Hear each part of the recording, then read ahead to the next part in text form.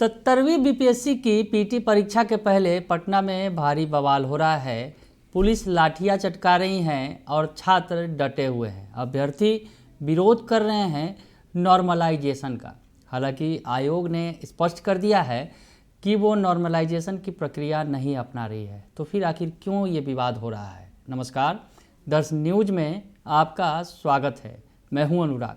सबसे पहले आज की तस्वीर आपको दिखा देते हैं कि पटना में क्या हो रहा है। पटना में अभ्यर्थी बीपीएससी ऑफिस के इर्द गिर्द जुटे हुए हैं। बीपीएससी ऑफिस जो है वो पुलिस छावनी में तब्दील हो चुका है। वहाँ की तस्वीर भी आप देख सकते हैं और जो इर्द गिर्द छात्र जुटे हुए हैं, अगर यूँ कहें कि पटना का बेली रोड अभी रण क्षेत्र में तब्दील है। छात्र भारी संख्या में सड़क पर हैं और विरोध कर रहे हैं बीपीएससी का, नॉर्मलाइजेशन प्रक्रिया का। हालांकि बीपीएससी के चेयरमैन परमार रवि मनु भाई ने एक बयान भी जारी किया और उसमें कह दिया मीडिया के थ्रू कि कोई भी नॉर्मलाइजेशन की प्रक्रिया नहीं अपनाई जा रही है। एक ही शिफ्ट में परीक्षा होगी, 13 तारीख को ये परीक्षा ली जाएगी। लेकिन उसके बाद भी हंगामा मचा हुआ है। आखिर वजह क्या है, ये जानने की कोशिश करते हैं। हालांकि इस बीच जो तस्वीरें आई हैं, पुलिस ने लाठियाँ भी चटकाई हैं और छात्रों को खदेड़ा भी है। उसके बावजूद छात्र डटे हुए हैं, हंगामा जारी है। इस बीच आपको बताएं कि आखिर नॉर्मलाइजेशन होता क्या है, पहले थोड़ा बता दें। और नॉर्मलाइजेशन की प्रक्रिया नहीं अपनाई जा रही है, बावजूद इसके छात्र क्यों हंगामा कर रहे हैं, ये भी जानने की कोशिश करते हैं। तो नॉर्मलाइजेशन की जो प्रक्रिया है, सामान्य तौर पर अगर कहें तो ये जब एक परीक्षा कई शिफ्ट में होती है या फिर 1-2 दिनों तक होती है परीक्षा, तो ऐसे में ये नॉर्मलाइजेशन की प्रक्रिया अपनाई जाती है। नॉर्मलाइजेशन की प्रक्रिया जब अलग अलग शिफ्ट में होती है परीक्षा, तो उस वक्त अपनाई जाती है। और इसका उपयोग इसलिए होता है क्योंकि अलग अलग सेट के प्रश्न पत्र परीक्षा में पूछे जाते हैं। पहले शिफ्ट की परीक्षा में जो सेट का प्रश्न पूछा जाएगा, दूसरे शिफ्ट की परीक्षा में वह नहीं पूछा जाता।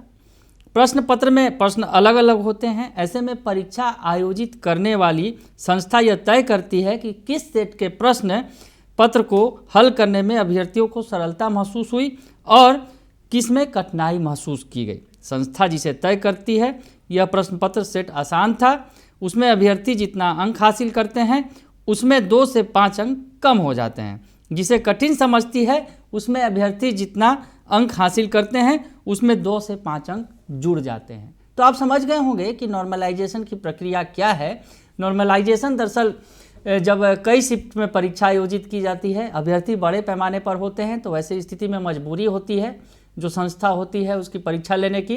तो ये जो नॉर्मलाइजेशन किया जाता है, दरअसल इसमें सरल और कठिन का मामला है। दरअसल कोई अगर सेट सरल है तो सरल में जो नंबर अगर ज़्यादा आ जाते हैं अभ्यर्थियों के, तो उनके नंबर को कम कर दिया जाता है। और मान लीजिए अगर कोई दूसरा मॉडल यानी दूसरे अगर शिफ्ट में कोई पेपर आया है वो कठिन है, तो उस कठिन वाले पेपर के अभ्यर्थियों में वो नंबर जोड़ दिया जाता है। यानी यूँ कहे कि नॉर्मलाइजेशन की प्रक्रिया है, कठिन और सरल को मिलाकर बीच का रास्ता निकाल दिया जाता है। यानी अगर आप सीधे शब्दों में समझे कि अगर 150 नंबर का पेपर है और उसमें 110 नंबर पहली पाली के लोगों का आता है जिसका पेपर अगर कहें सरल है, और दूसरा अगर है 150 में 100 लाते हैं अभ्यर्थी, तो उनका पेपर कठिन है। तो ऐसे में नॉर्मलाइजेशन की प्रक्रिया अगर होगी तो 110 + 100 और बटा 2, मोटा मोटी अगर ये किया जा सकता है, उसमें 1-2 नंबर ऊपर नीचे किए जा सकते हैं। यानी 105-106 नंबर जो है वो नॉर्मलाइज करके सभी अभ्यर्थियों को दिया जाएगा। तो ये प्रक्रिया होती है और इसी का विरोध हो रहा है। अभ्यर्थियों का साफ तौर पे कहना है कि जो अभ्यर्थी मेहनत करके नंबर लाएंगे उनका नंबर काट दिया जाएगा। तो ऐसे में ये प्रक्रिया उन्हें मंजूर नहीं है। हालांकि इसका विरोध हो रहा है, सियासत भी हो रही है। तेजस्वी यादव ने भी नीतीश कुमार को पत्र लिख दिया। तमाम तरह की कवायदे जो है देखने को मिली, सियासत खूब हो रही है। और इस बीच जो है जो छात्र जो हैं, अभ्यर्थी जो हैं, वो विरोध भी कर रहे हैं, सड़क पर उतरे हुए हैं। वो तस्वीरें आपको हम बार बार दिखा रहे हैं।